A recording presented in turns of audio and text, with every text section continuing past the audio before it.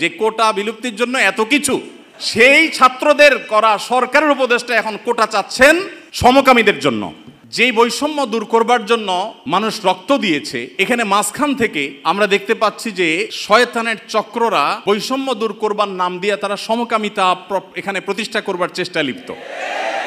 আপনারা গতকালকের একটা নিউজ হয়তো অনেকে দেখেছেন যে কলকাতার আরজি কর হসপিটালের একজন ডাক্তার, একজন নারীর চিকিৎসক, তার প্রতি পাশবিক নির্যাতন করা হয়েছে এবং তাকে হত্যা করা হয়েছে ভারতে। এটার প্রতিবাদে ঢাকা ইউনিভার্সিটিতে একটা আয়োজন হয়েছে 16 আগস্ট রাতে, এবং সেই আয়োজনে বর্তমান অন্তর্বর্তীকালীন সরকারের একজন উপদেষ্টা, সমাজ কল্যাণ উপদেষ্টা, তিনি উপস্থিত হয়েছেন। এস মুর্শিদ ওনার নাম। তিনি সেখানে উপস্থিত হয়ে তাদেরকে বলেছেন যে তোমরা কিছু দাবি দাওয়া পেশ করো, কিছু দাবি দাওয়া দাও তোমরা, যে দাবি দাওয়াগুলো বাস্তবায়নের জন্য আমরা ঝাঁপায়ে পড়ব। তিনি প্রকাশ করছেন যে আমরা ঝাঁপায়ে পড়ব তোমাদের সেই দাবি দাওয়া বাস্তবায়ন, তোমরা সেগুলো দাও। দাবি দাওয়া তো রেডি ততক্ষণে, তিনি দিতে বলছেন এবং বলছেন যে ঝাঁপায়ে পড়ব আমরা। এবং তিনি আরও কিছু কথা সেখানে বলেছেন, আমি সেগুলোতে আর যাচ্ছি না। তার পুরো কথার খোলাসা হলো যে পুরা তার কাছে যে সরকারি শক্তি আছে, তার পুরো ডিপার্টমেন্ট ঝাঁপায়ে পড়বে সেগুলো বাস্তবায়ন করবার জন্য। শুধু তাদেরকে উৎসাহ দিচ্ছেন, তিনি অনুপ্রাণিত করছেন যে তোমরা সেগুলো দাও। তারা দিয়েছে। তারা কি দিয়েছে?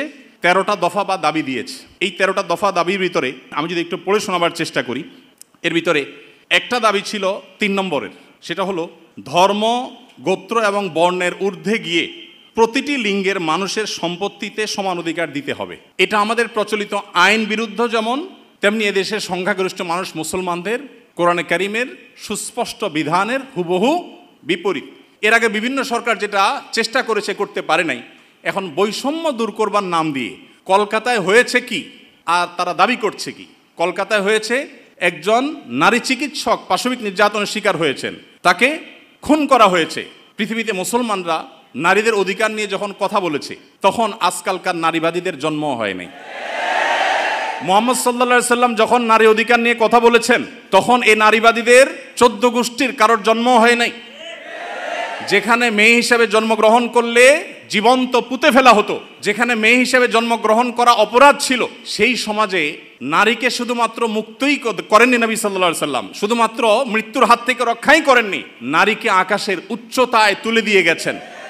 কোনো বাবা মা যদি 2টি কন্যা সন্তানকে সঠিকভাবে যথাযথভাবে লালন পালন করে, তার জন্য জান্নাতের গ্যারান্টি দিয়েছেন। তার বিপরীতে 1 ডজন ছেলে সন্তান পালন করলেও এই সুসংবাদের কথা নবী সাল্লাল্লাহু আলাইহি সাল্লাম বলেন নাই।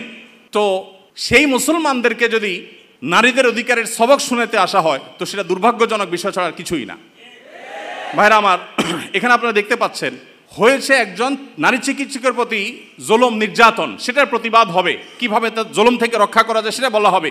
দাবি হচ্ছে কি দেখেন, প্রায় সবগুলো দাবি সম্পূর্ণ অপ্রাসঙ্গিক। তার মানে একটা সুনির্দিষ্ট এজেন্ডা বাস্তবায়ন করবার জন্য ইচ্ছাকৃতভাবে অপ্রাসঙ্গিকভাবে এই সমস্ত দাবিগুলো তারা তুলে আনছে। এর ভিতরে একটা হলো দেখেন, যেটা বললাম, ধর্ম, গোত্র, বর্ণের ঊর্ধ্বে উঠে, মানে কোরআনের বিধানকে সাইডে রেখে বাদ দিয়ে সকল লিঙ্গের মানুষের সম অধিকার। এখানে একটা জিনিস দেখেন, সকল লিঙ্গের মিনিংটা কি? সকল লিঙ্গ মানে কি? নারী পুরুষ? জি না। মূলত সমকামিতার কথা সরাসরি না বলে এই যে সকল লিঙ্গ, তারপরে যে আপনার জেন্ডার ডাইভার্সিটি, জেন্ডার বৈচিত্র্য, লিঙ্গ বৈচিত্র্য, এগুলো সবগুলোর মিনিং হলো যে এখানে তারা সমকামিতাকেও একটা লিঙ্গ হিসাবে, সমকামীদেরকে একটা লিঙ্গ হিসাবে, ট্রান্সজেন্ডারদেরকে একটা লিঙ্গ হিসাবে এখানে প্রবেশ করাচ্ছে, সরাসরি বলছে না। তো যাই হোক, এখানে কোরআন কারীমের আয়াতের বিধান থেকে আমাদেরকে, সারা দেশের মানুষকে সরে আসার জন্য আহ্বান করছেন। এই দেশে ছাত্ররা বৈষম্য বিরোধী, কোটা বিরোধী আন্দোলন করেছে কি কোরআন কারীমকে পরিবর্তন করবার জন্য? কোরআনের বিধানকে উল্টাবার জন্য মুসলমানরা রক্ত দিয়েছে? কিন্তু তারা তো সে দাবি করছে। আমাদের ছাত্রদের, আমাদের মুসলমানদের রক্তকে তারা কিসের বিনিময়ে বিক্রি করছে দেখেন। দ্বিতীয় দাবি দেখেন, ইউনিফর্ম ফ্যামিলি কোড চালু এবং তার বাস্তবায়ন করতে হবে। এটার সহজ কথা হলো যে মুসলিম পারিবারিক আইন যেটা আছে এটা তুলে দিতে হবে, এবং তারা যে সমাজ চায় সেই সমাজ সজাগ কথা বাস্তবায়ন করতে হবে, যেটা এদেশের সংখ্যাগরিষ্ঠ মানুষের চিন্তা, দর্শন, মূল্যবোধের পরিপন্থী। 4 নম্বর, এটা 5 নম্বর দফা হলো এখানে সন্তানের অভিভাবকত্বের আইন পরিবর্তন করতে হবে। নারীকে সন্তানের অভিভাবকত্ব দিতে হবে। কোরআন পুরুষকে, বাবাকে অভিভাবকত্বের দায়িত্ব দিয়েছে, এবং সেটা আমাদের সমাজে প্রতিষ্ঠিত, এটা আমাদের সমাজের সংস্কৃতি, এটা এদেশের মানুষের আবহমানকাল থেকে আসা সংস্কৃতি, এটাকে পরিবর্তন করে ফেলতে হবে। দেখুন, এগুলো এতটা অপ্রাসঙ্গিক এই সমাজে যে এগুলো নিয়ে এদেশের মানুষের কোনো কনসার্ন নাই, কিন্তু তাদের কনসার্ন আছে। 7 নম্বর হলো নারী, আদিবাসী, প্রতিবন্ধী এবং ভিন্ন লৈঙ্গিক পরিচয়ের মানুষকে, দেখেন নারী আসছে, আদিবাসী আসছে, প্রতিবন্ধী আসছে, এরপরে আবার নারীর পরে আবার ভিন্ন লৈঙ্গিক পরিচয়ের মানুষ বলতে কি বোঝানো হয়? পুরুষ এবং মহিলা ছাড়া ভিন্ন লিঙ্গ এর পরিচয় দেয় যারা, তারা কারা? ট্রান্সজেন্ডার। আরো সহজ করে বলতে গেলে সমকামী। কারণ একজন পুরুষ যখন নিজেকে নারী ঘোষণা করে তখন তিনি আরেকটা পুরুষের সাথে বিয়ে বসে, কারণ তিনি ঘোষণা করছেন নিজেকে নারী, এখন একটা পুরুষের সাথে বিয়ে বসেন। যখন একটা ছেলেকে বিয়ে করেন তিনি, তখন আগে থেকেই তো তিনি পুরুষ, এখন একটা ছেলেকে বিয়ে করলেন, তাহলে সমান সমান কি দাঁড়ালো? সমকামী। তো এই সমকামিতা এদেশে মানুষকে গিলানো সহজ হবে না, সেজন্য এই সমস্ত শব্দের মায়ের পেশ তারা দিচ্ছে। আপনি দেখেন প্রতিটা দফায় হয়েছে কলকাতায় কি আর তারা দাবি করছে কি। তো এই যে ব্যাপারটা দেখেন, এখানে তারা বলছে যে নারী, আদিবাসী, প্রতিবন্ধী এবং ভিন্ন লৈঙ্গিক পরিচয়ের মানুষদের প্রতিনিধিত্বের জন্য যৌক্তিক অনুপাতে কোটা বরাদ্দ দিতে হবে। যে কোটা বিলুপ্তির জন্য এত কিছু, সেই ছাত্রদের করা সরকারের উপদেষ্টা এখন কোটা চাচ্ছেন সমকামীদের জন্য। বলেন, এই মানুষগুলো যারা শারীরিকভাবে সুস্থ সবল, তারা নিজের মেধায় তো লড়তে পারেন, কিন্তু এখানে নারীদের জন্য শুধু কোটা চাচ্ছেন তিনি তা না, তিনি ভিন্ন লৈঙ্গিক পরিচয় ধারণকারী মানুষদের অর্থাৎ সমকামীদের জন্য তিনি কোটা চাচ্ছেন। সমকামীদের শুধু বৈধতা দেওয়ার কথা বলছেন না, তাদের জন্য কোটা রাখার দাবি করা হচ্ছে। এরপরে আমরা দেখতে পাচ্ছি যে 8 নম্বর যে দাবি, সে দাবিতে লেখা আছে যে বলা হয়েছে যে 1860 সালের গর্ভপাতের আইন বাতিল করতে হবে, নারীকে গর্ভপাতের পরিপূর্ণ স্বাধীনতা দিতে হবে। মানে জেনা ব্যভিচার হবে, অসামাজিক কার্যকলাপ হবে, মনে চাইলে গর্ভপাত করবে, এই বিষয়গুলো ইজি করে ফেলতে হবে, সোজা কথা। তো গর্ভপাতের মাধ্যমে যে ভ্রূণ হত্যা করা হয়, এটা কি হত্যা না? হত্যা না। তো মানবতার ধ্বজাধারীরা দাবি করছেন কিসের?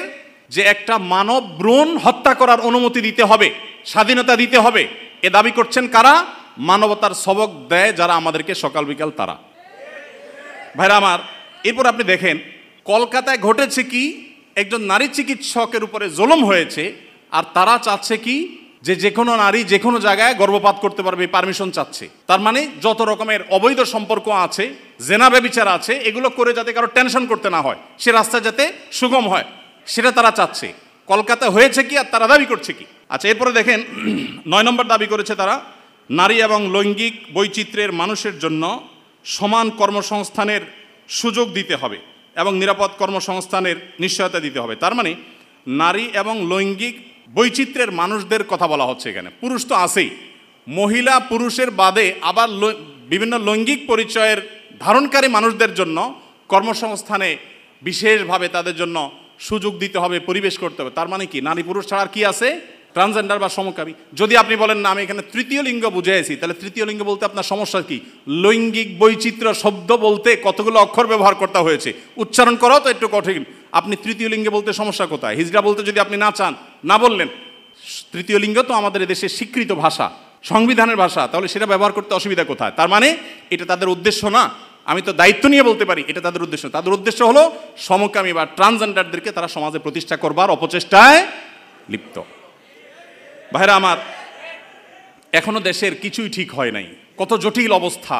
এখনো পুলিশ ভালো করে তাদের কাজে যোগদান করতে পারেনি, এখনো স্থবিরতা আছে, স্টাবল হচ্ছে না। সবাই সর্বাত্মক সহায়তা করছে, আমরা সবাই সহায়তা করছি।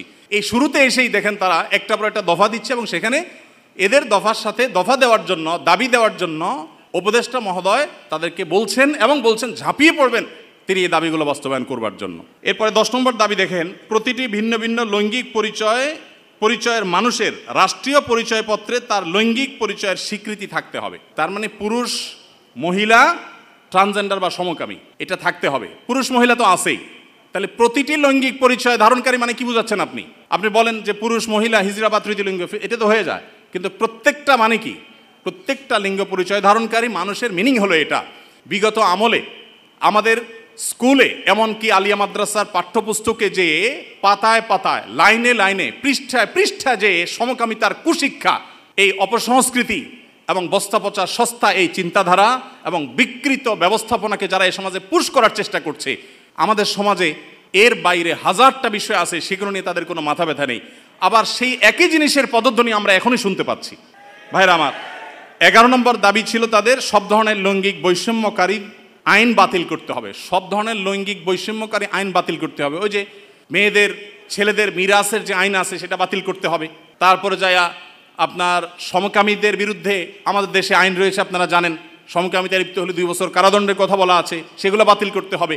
এই যে দাবিগুলো আছে আপনারা এবার মিলান যে কলকাতাতে একজন নারী চিকিৎসক তিনি জুলুমের শিকার হয়েছেন, তার সেই জুলুমের বিরুদ্ধে সর্বকণ্ঠে আমরা শতকণ্ঠে প্রতিবাদ জানাবো, কিন্তু এখানে প্রতিবাদ জানাতে গিয়ে দাবি যেগুলো তোলা হচ্ছে সবগুলো হলো সমকামী এবং ট্রান্সজেন্ডারদের জন্য দাবি। এই যে ষড়যন্ত্র, এটা আমাদের দেশে নতুন না। যারাই যখন আসে বিদেশিদের টাকা পয়সা ফান্ড পেয়ে তারা সেগুলোকে এই দেশে পুশ করার অপচেষ্টায় লিপ্ত থাকে। তারা জানে না এদেশের ওলামা একরাম তাদের শেষ রক্তবিন্দু থাকা পর্যন্ত এ সকল অনাচারের বিরুদ্ধে তারা কথা বলে যাবেন। এদেশের ওলামা একরাম এদেশের দিনদার মানুষের কোনোদিন এটা বাস্তবায়ন হতে দিবে না। মালয়েশিয়ানরা যদি সমকামীদের যে সিম্বল, তাদের যে রংধনুর সিম্বল, সেই কালারগুলো, সেই 6 কালার, এগুলো যদি কেউ কোনো পোশাকে, আশাকে, ঘড়িতে, কোনো কিছুতে ধারণ করে, আমি যদি ভুল না বলে থাকি, না জেনে থাকি, তাহলে 3 বছর কারাদণ্ডের কথা বলা আছে। তো মালয়েশিয়ান গভর্নমেন্ট যদি এটার বিরুদ্ধে এত শক্ত অবস্থানে থাকার পরেও তারা উন্নতির চরম শিখরে পৌঁছে যায়, আমরা তাদের কাছে চাকর হওয়ার জন্য লালায়িত থাকি, তাহলে এরা আমাদেরকে কোথায় নিয়ে যেতে চায়? একজন উপদেষ্টা মহোদয় তিনি বর্তমানে আমাদের প্রচলিত আইন সংবিধানে থাকা জিনিসের বিরুদ্ধে, সবচেয়ে বড় কথা হলো আইন সংবিধানের চেয়েও বড় জিনিস হলো এদেশের সকল ধর্মের মানুষের কাছে ঘৃণিত একটা বিষয়কে সমাজে স্টাবলিশড করবার জন্য রীতিমতো প্রকাশ্যে এখন তারা নেমেছেন। এখন একজন আলেম হিসাবে, একজন দায়ী হিসাবে আমাদের বুদ্ধিবৃত্তিকভাবে এই সকল ষড়যন্ত্র মোকাবেলা করতে হবে। আমরা এদেশের বৈষম্যের বিরুদ্ধে, যত প্রকার বৈষম্য আছে সেই বৈষম্যের বিরুদ্ধে ওলামা একরাম কথা বলেছেন। সবচেয়ে বেশি বৈষম্যের শিকার তো আলেম সমাজের দেশে।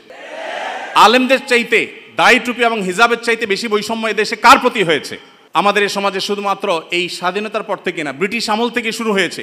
ওলামা একরাম এবং দিনদার মানুষ তারা এই সমাজের সবচেয়ে নিগৃহীত, সবচেয়ে নিষ্পেষিত। একটা বাজেট ঘোষণার পর কেমন বাজেট হয়েছে, বাজেট ভাবনা জানতে চায় বিভিন্ন মিডিয়াগুলো, আপনি জানেন। টকশো যেরকম হয়, অনেক সময় দেখা যায় বাহিরে তারা সাধারণ মানুষের, জনমানুষের বাজেট ভাবনা তারা জানতে চায়। একজন রিকশাওয়ালাকেও জিজ্ঞাসা করে, রিকশাওয়ালা ভাই, এই যে বাজেট সম্পর্কে আপনার কোনো মন্তব্য আছে কিনা? কিন্তু আপনারা অবাক হবেন, আজ পর্যন্ত বাজেট নিয়ে কোনো আলেমের বক্তব্য কোনো মিডিয়া আমার জানা মতে জানতে চাই নাই যে আলেমদের ভাবনা কি। আলেমদের কোনো ভাবনা থাকতে পারে না? এদেশে 3.25 লক্ষ মসজিদ, 3.25 লক্ষ মসজিদের প্রত্যেকটা মসজিদে যদি 150 করে মুসল্লি থাকে, তাহলে 3.25 লক্ষ মসজিদের ইমাম সাহেবরা, আলেমরা তারা কমপক্ষে 4 কোটি মানুষের নেতৃত্ব দিচ্ছেন। এত বিশাল জনগোষ্ঠীর মানুষকে ইগনোর করতে করতে করতে করতে আপনারা একেবারে দেয়ালে পিঠ ঠেকিয়ে দিয়েছেন।